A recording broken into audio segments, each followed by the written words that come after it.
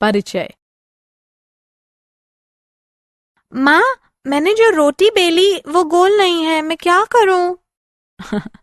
ठीक है, तुम बेली हुई रोटी को लोई बनाकर फिर से कोशिश कर सकती हो। माँ, क्या मैं ऐसा कर सकती हूँ? हाँ सीमा, ये एक ऐसा परिवर्तन है जो दोबारा किया जा सकता है। बच्चों, इस पाठ में हम अपने चारों तरफ हो रहे परिवर्तनों और प्रतिवर्ती तथा अप्रतिवर्ती परिवर्तनों की जानकारी प्राप्त करेंगे। उद्देश्य।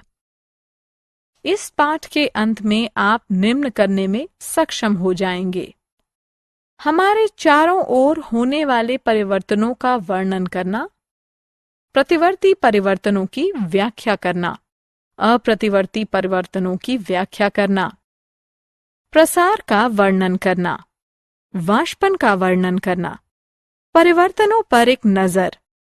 क्या आपने देखा है कि बीज कैसे उगते हैं? एक और बिंदु जिस पर गौर किया जाना चाहिए ये है कि बर्फ कैसे पिघलती है और पानी बनकर यह नदी में कैसे बहती है। ऐसा कैसे हो सकता है? ये सभी वे परिवर्तन हैं जो हमारे चारों ओर निरंतर होते रहते हैं।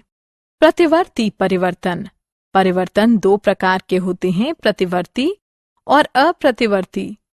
वे परिवर्तन जिन्हें दोबारा उनकी मूल अवस्था में बदल दिया जाए प्रतिवर्ती परिवर्तन होते हैं।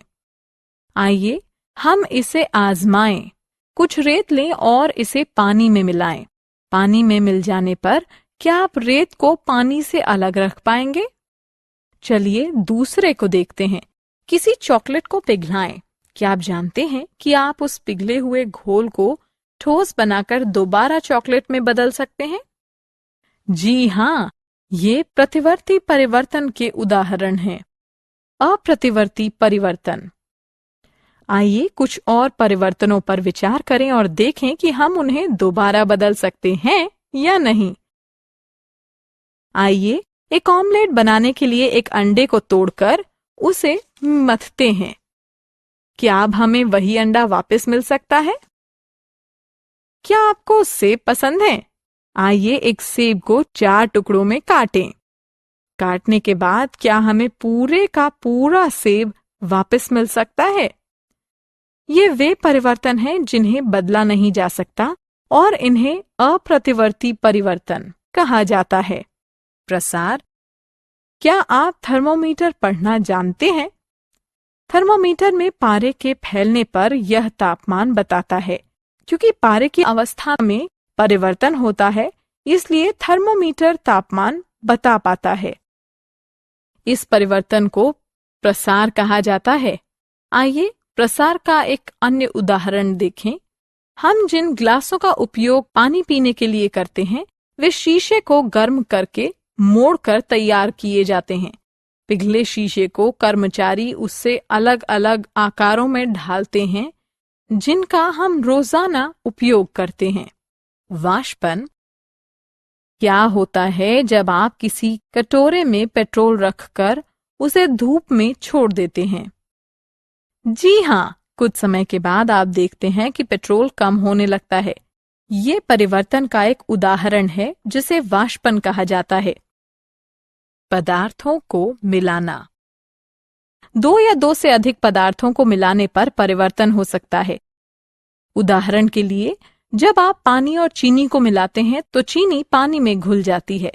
चूंकि पानी के गुण में परिवर्तन हुआ है, इसलिए यह परिवर्तन अप्रतिवर्ती है। आइए एक और उदाहरण देखें।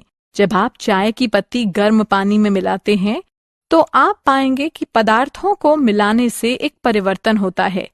इस स्थिति में यह परिवर्तन अप्रतिवर्ती है।